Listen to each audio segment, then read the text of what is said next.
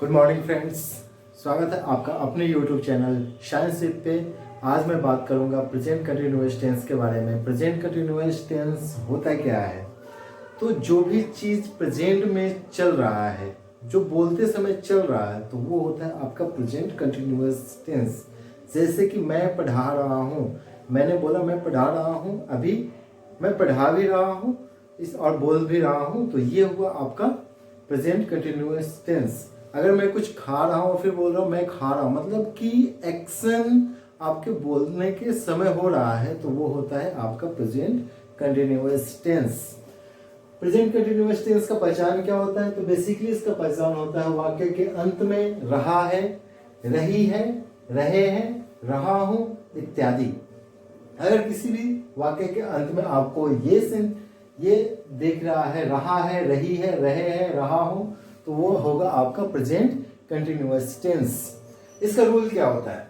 तो इसका रूल जो होता है वो subject plus is am are plus verb four, इसका रूल होता है। वर्ब फोर होता है क्या है, उसके लिए हमने लिख रखा है वो verb four means verb plus ING. Verb जो भी वर्ड्स है, जो वर्ब आपके पास है, जैसे वर्क, उसमें आईएनजी लगा दीजिए तो वो आपका वर्ब फोर हो जाएगा। वर्किंग, डू के अंत में आप आईएनजी लगा दीजिए तो वो हो जाएगा डूइंग। फिनिश के अंत में आईएनजी लगा दीजिए तो वो हो जाएगा आपका फिनिशिंग। गो के अंत में आईएनजी लगा दीजिए तो गोइंग। ऐसे ही आपके कोई भी वर्ड जो वर्ब है उसके अंत में आईएनजी लगा दीजिए तो वो आपका वर्ब फोर हो जाएगा। चलिए देखते हैं नेक्स्ट कैसे हम इसको बनाएंगे। तो हमारे पास कुछ रूल्स हैं, जैसे कि ही, शी, इट, नेम के साथ हम जब भी यूज करेंगे तो हम इज यूज करेंगे। दे, वी, यू या एक नाम एन के साथ किसी और नाम से जुड़ा हुआ है तो यहाँ पे हम आर यूज करेंगे, और आई के साथ हम हमेशा ही एम यूज करेंगे। तो इन रूल्स को फॉलो करते हुए पहले तो आप subject plus is am are plus verb four को फॉलो कीजिए। उसके बाद ही, शी, इट और कोई नेम है तो उसके साथ इज का यूज कीजिए। दे, वी, यू या दो नाम या दो चीजें अगर ऐड किया हुआ है तो उसके साथ आर का यूज कीजिए, और आई के साथ एम का यूज कीजिए। एग्जाम्पल्स जैसे कि यहाँ लिखा हुआ है मैं पढ़ा रहा हूँ, मैं, तो रूल्स को फॉलो करते हुए हम इसकी ट्रांसलेशन बनाने की कोशिश करते हैं। मैं पढ़ा रहा हूँ, आई, दैट मीन्स मैं, आई पढ़ा रहा हूँ, पढ़ाना का क्या होता है? आई एम टीचिंग, मैं पढ़ा रहा हूँ। नेक्स्ट ट्रांसलेशन है आप पढ़ रहे हैं। आपका इंग्लिश क्या होता है? यू के साथ यूज होगा आर, और उसके बाद पढ़ रहे हैं का क्या होगा? रीडिंग। बहुत सिंपल सा है, अगर आप रूल्स फॉलो करते हो और अगर आपको पहचान पता है तो आप बहुत इजी तरीके से बना सकते हैं। नेक्स्ट है राजू कुरान पढ़ रहा है, तो राजू एक नाम हो गया, और एक सिंगल नाम जब है तो उसके साथ क्या यूज होगा? Is reading Quran. नेक्स्ट है लड़की डांस कर रही है। एक लड़की की बात हो रही तो गर्ल, और सिंगल लड़की की बात हो रही है तो उसके साथ इज यूज होगा। Girl is dancing. नेक्स्ट है आपका हम लोग मैच देख रहे हैं, तो हम लोग का इंग्लिश क्या होता है? वी मैच देख रहे हैं, आर वॉचिंग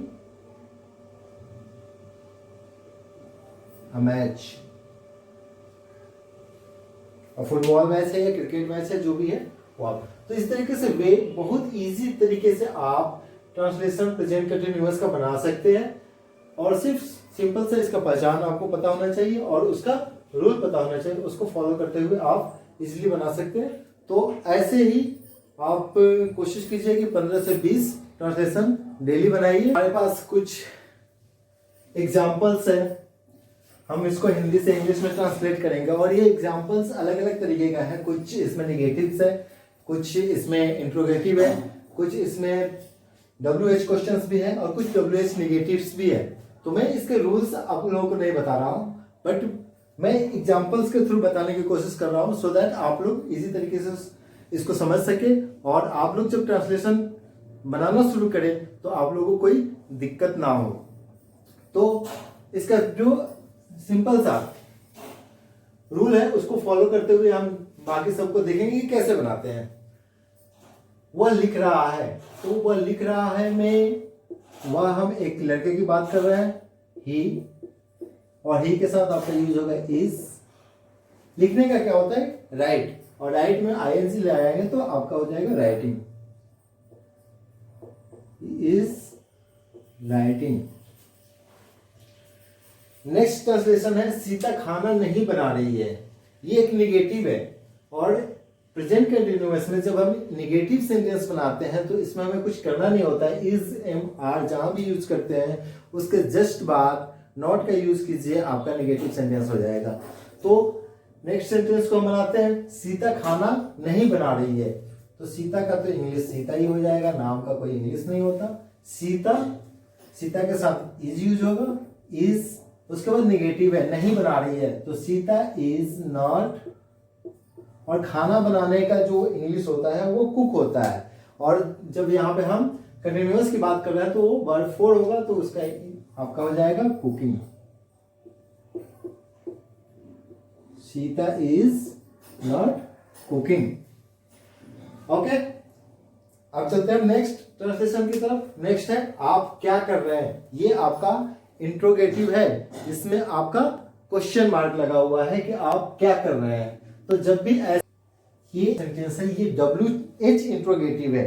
जब कोई भी क्या, कहां, क्यों, कैसे अगर किसी सेंटेंस के बीच में आ रहा है तो वो WH इंट्रोगेटिव होता है, और उसके साथ WH इंट्रोगेटिव में इज, एम, आर तो पहले आएगा ही आएगा, उसके पहले आपका ये WH वाले वर्ड्स आएंगे, जैसे कि व्हाट, वेयर, व्हाई, व्हेन। ये सब सेंटेंसेस, सॉरी, ये सब वर्ड्स पहले आ जाएंगे, उसके बाद इज, एम, आर की बात करेंगे। तो आप क्या कर रहे हैं में क्या है, और क्या की इंग्लिश होता है व्हाट। व्हाट के बाद जस्ट बाद इज, एम, आर की बात होगी, जिसमें आप क्या कर रहे हैं, आपके साथ क्या लगेगा, आर। तो व्हाट आर, आपकी इंग्लिश क्या होता है, यू, और करने का क्या होता है, डू, और इसमें आईएनजी हो जाएगा तो doing. What are you doing. Next है आपका ट्रांसलेशन मैं क्यों खाना बना रहा हूं। इसमें भी ये WH इंट्रोगेटिव ही है, इसमें भी क्यों बीच में आ रहा है। अगर कोई सेंटेंस के स्टार्टिंग में क्या क्यों आ रहा है तो वो आपका इंट्रोगेटिव होता है। जैसे क्या आप पढ़ रहे हैं, ये आपका इंट्रोगेटिव सेंटेंस हुआ। तो हम इंट्रोगेटिव को लास्ट में देख लेंगे। अभी हम देखते हैं मैं क्यों खाना बना रहा हूं को।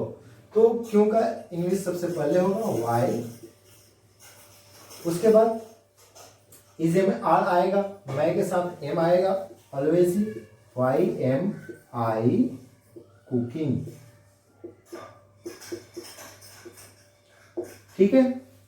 नेक्स्ट सेंटेंस है आपका आप क्यों मूवी नहीं देख रहे हैं। WH इंट्रोगेटिव और उसमें भी निगेटिव।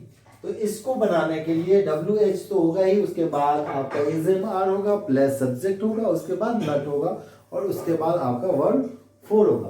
तो आप इसको कैसे बनाइएगा, वाई सबसे पहले आएगा, वाई के बाद आर, क्योंकि आपकी बात हो रही है, वाई आर यू, यू के जस्ट बाद आपका निगेटिव का नट, वॉचिंग मूवी। अब हम आते हैं इंट्रोगेटिव की तरफ। क्या आप पढ़ रहे हैं, तो यहां पे क्या सबसे स्टार्टिंग में आया है, दैट मीन्स कि इज, एम, आर स्टार्टिंग में आएगा, उसके बाद आपका सब्जेक्ट और प्लस वर्ब 4।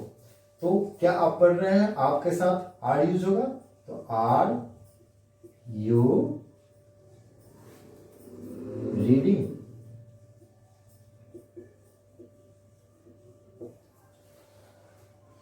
आशा करता हूं कि आप लोगों को समझ में आया होगा प्रेजेंट कंटिन्यूअस, और उम्मीद करता हूं कि आप लोग खुद से प्रैक्टिस करेंगे। कम से कम 100 सेंटेंसेस कुल मिलाकर के आप लोग खुद से बनाएंगे। उसमें जो भी आपको कोई भी डाउट होगा आप कमेंट्स में डाउट को लिख सकते हैं। मैं कोशिश करूंगा कि उस डाउट को क्लियर करूं। आज के लिए बस इतना ही। Thank you so much. अगर आप लोगों को वीडियो बहुत अच्छा लगे तो इसको लाइक कीजिए और शेयर कीजिए। जय हिंद, जय भारत।